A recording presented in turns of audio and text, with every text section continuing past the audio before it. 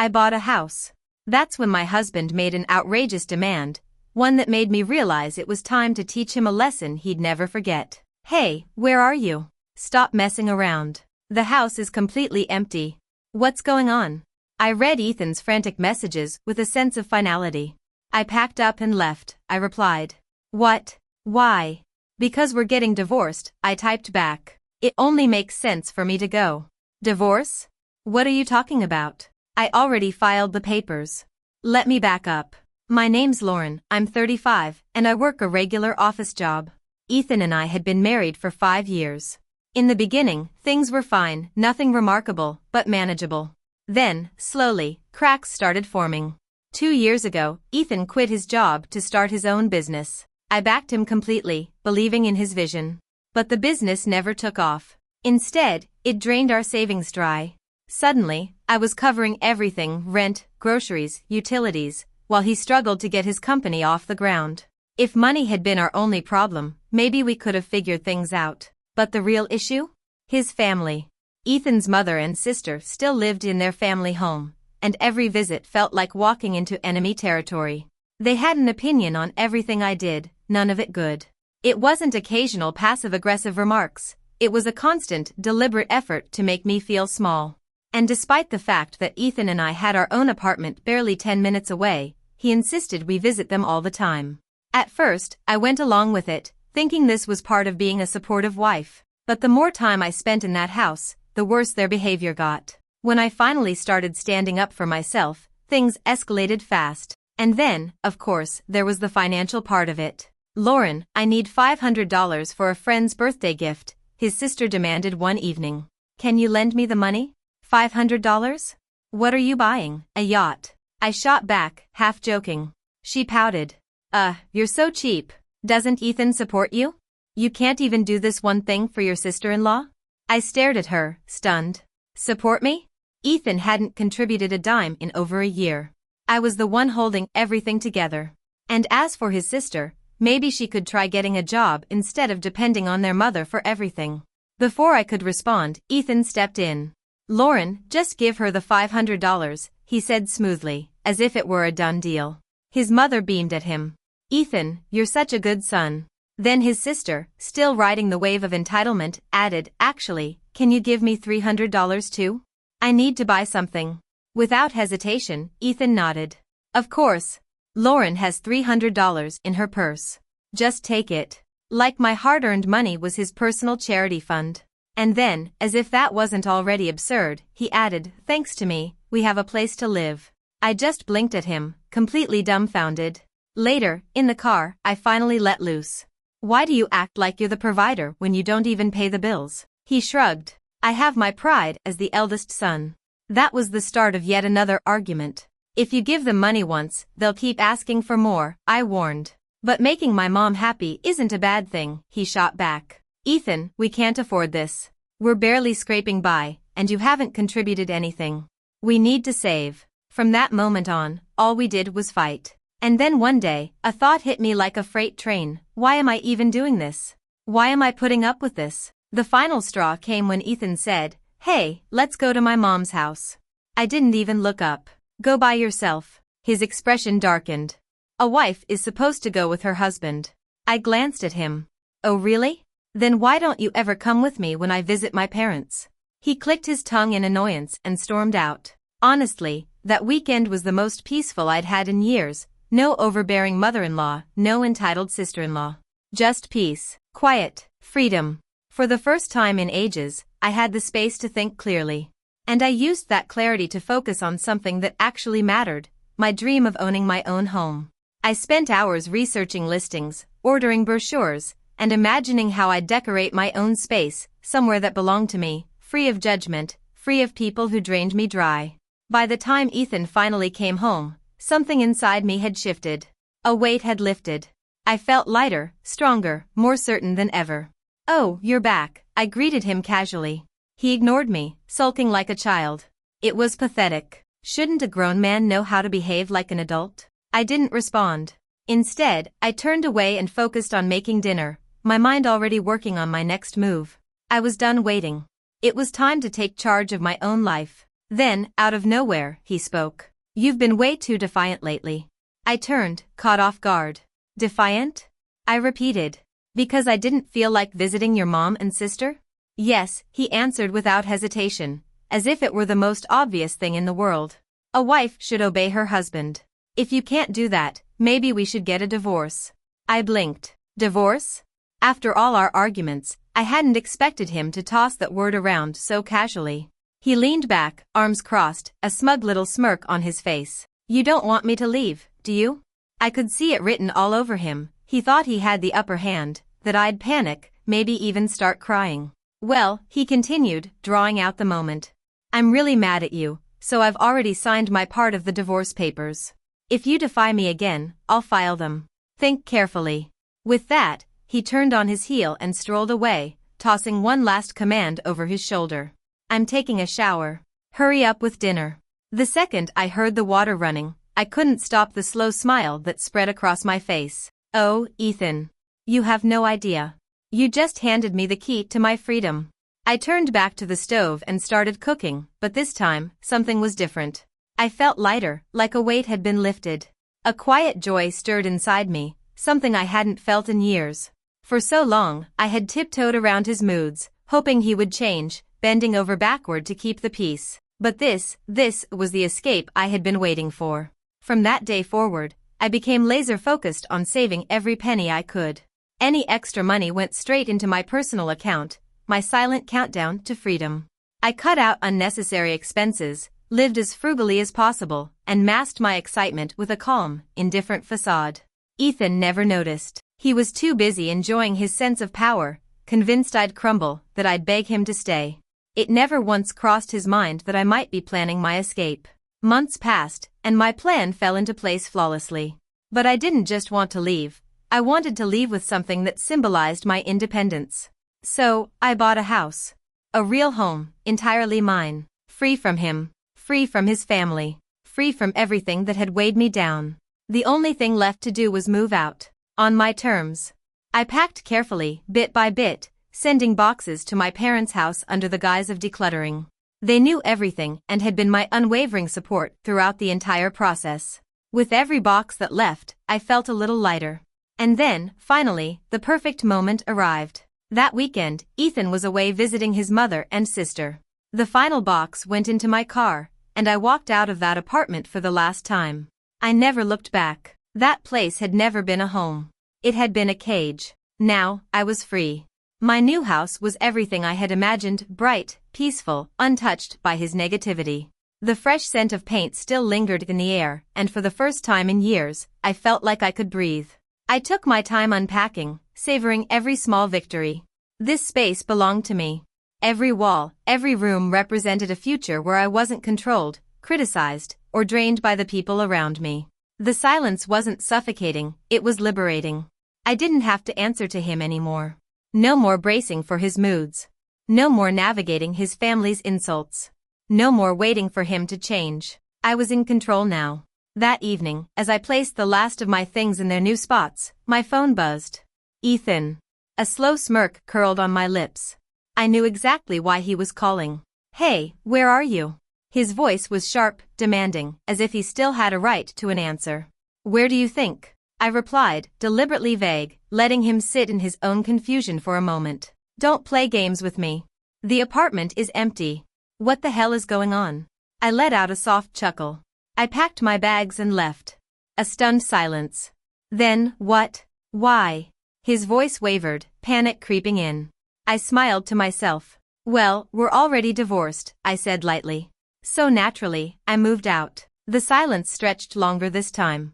And when he finally spoke, his voice cracked with disbelief. Divorced? Yes, I confirmed, my voice steady, a quiet pride swelling in my chest. I filed the papers earlier today. As of now, we're complete strangers. His breath hitched, his words strangled by disbelief and fury. I don't accept this. Satisfaction coursed through me. But Ethan, I said, feigning innocence, you were the one who said we could get divorced any time. You made it sound so simple. And as a businessman, shouldn't you stand by your words? I didn't bother waiting for his response. There was nothing left to say. The conversation, and everything else, was over. I hung up, my heart pounding, not from fear, but from relief. It was done. The final chapter had been written, and I had taken control of the pen. That night, I slept more soundly than I had in years. Only after the weight was gone did I realize how much of it I had been carrying. And waking up in my own home for the first time, I felt something I hadn't in a long time, free. Lying in my bed, I savored the peace I had long been denied. No more stress. No more arguments. No more pretending everything was fine when it wasn't. No more being an ATM for his ungrateful family. Just me. Finally and completely free. The next morning felt surreal. For the first time since moving in, I invited my parents over. This was a fresh start, and I wanted to share it with them. As I cooked, humming to myself, the warm, rich scents filled the kitchen. It was such a simple act, yet it felt like a celebration, a quiet victory I would treasure forever.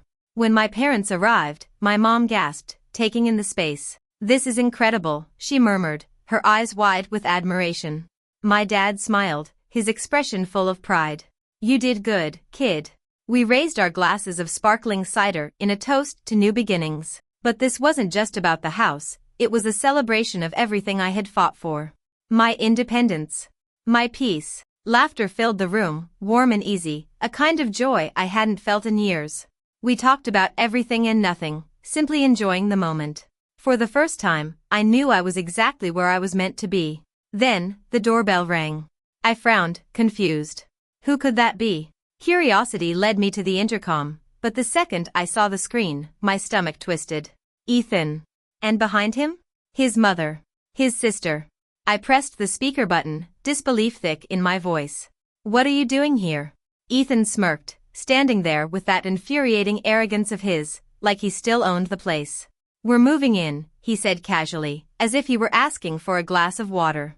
I blinked. Was he serious? "Excuse me?" My voice dripped with sheer disbelief. His mother stepped forward, wearing the same self-satisfied look she always had. "Your house is big enough for all of us," she declared, as if this were the most logical thing in the world. "And," she continued, "my husband is in the hospital. When he's discharged, he'll be living here too. Now open the door."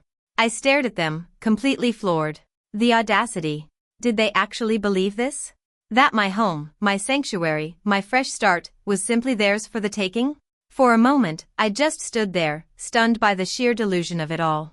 Then, with an almost hysterical sense of amusement, I found my voice. "Are you out of your minds?"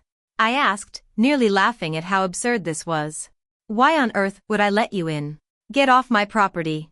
Her eyes widened in utter outrage, as if I had just slapped her across the face. "How dare you?" she shrieked. "You're being so rude." I arched a brow, my patience hanging by a thread. "What's yours is ours," she continued, her voice dripping with entitlement. "Open this door right now." Her tone, manipulative, demanding, was the same one she had probably used her entire life. But this time? It wasn't going to work. The only difference this time? Someone was standing up to her. I took a deep breath, steadying myself. I had fought too hard for my freedom to let them bulldoze their way back into my life. "I have no idea what you're talking about," I said, keeping my voice firm, making it crystal clear just how ridiculous their demand was. "In case you forgot, I'm single now." Ethan's mother blinked, her expression twisting in confusion. She looked genuinely baffled, like she simply couldn't comprehend what I was saying. "What do you mean?" she demanded, her voice growing more aggressive by the second. I arched an eyebrow, my patience hanging by a thread. "Didn't your son tell you? We're divorced. We're complete strangers now." Saying it out loud felt powerful, like a final nail in the coffin of my old life. A tense silence settled between us. Ethan's mother and sister turned to him, their eyes demanding an explanation. He stammered, struggling to come up with an excuse, but it was pointless. I had already made up my mind. "None of you are welcome here," I said firmly, cutting through the tension. "Please leave." And with that, I ended the conversation. I pressed the button and shut off the intercom. Ethan's reaction was immediate. Within seconds, he was pounding on the door, his fists slamming against the wood in frustration. "Open up. We need to talk." His panic was obvious, but I didn't budge. The power was in my hands now. Then something outside caught my eye, a flashing red and blue lights reflecting off my window. My heart skipped a beat. I looked out just in time to see a police car pulling up in front of my house. And for the first time in years, I felt a wave of relief. I stepped back as the officers approached, their presence slicing through the chaos Ethan and his family had created. Within moments, they had him restrained, cuffed, and ready to be taken away. I watched, feeling the tension drain from my body. This was it. The moment I had been waiting for. Finally. Peace. Finally. Freedom. Ethan's voice cut through the night. "Why are you doing this to me?" he shouted, his tone desperate, almost pathetic. But there was no sympathy left for him. His mother and sister stood frozen in shock, watching in stunned silence.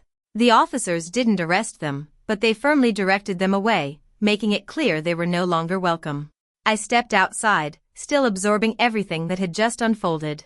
That's when I noticed my dad standing off to the side, arms crossed, watching the scene unfold with unshaken confidence. Catching my eye, he lifted his hand in a peace sign, grinning like this was just another day.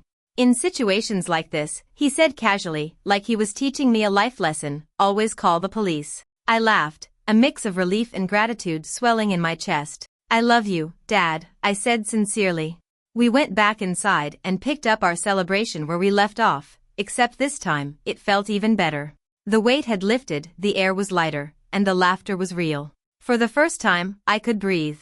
Later that night, I learned just how far Ethan had gone. He had been stalking me, following me from work, waiting outside my house, planning when to make his move. When he admitted it to the police, they didn't take it lightly.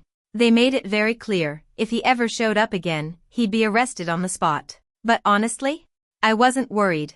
I knew Ethan too well. He was a coward, and after tonight, he wouldn't dare risk another confrontation. Just to be safe, I filed for a restraining order, not just against him, but against his entire family. No more second chances. No more ties. This time, it was over for good. As for Ethan? Well, his life fell apart faster than I expected. Without my financial support, his business collapsed. His family, suddenly cut off from my money, struggled to pay their bills. And with his father still in the hospital, their situation just kept getting worse. Eventually, they had no choice but to sell their house. Karma had finally caught up with them. And if I'm being honest, I couldn't deny feeling a small sense of satisfaction. For me, life has never been better. Inviting my parents to move in was an easy decision, one I never second-guessed. Having them here filled my home with a warmth I hadn't realized I was missing. They never stopped reminding me how proud they were, how lucky they felt to have me as their daughter. And that kind of love, the kind that doesn't demand, doesn't manipulate, doesn't take me for granted, that made every struggle worth it. Now, we're happy, content, and at peace. This house, my home, feels alive with laughter, shared meals, and the kind of small moments that make life truly special. I know challenges will come, especially as my parents get older. But I'm ready for them. I want to be there for them, the way they were always there for me. Not just to care for them, but to give them the same unwavering emotional support they've always given me. Whether it's managing their appointments, making sure they have everything they need, or simply sitting with them when they feel lonely, I'll be their steady presence. I'll listen to their stories with patience. I'll give them the time and attention they deserve. And when life gets tough, I'll lift them up just like they did for me. This is my chance to show them what they mean to me. To cherish every second. Every laugh. Every quiet afternoon together. Because time moves fast. And for the first time in a long time, I feel truly at home. And nothing, no one, will ever take that away.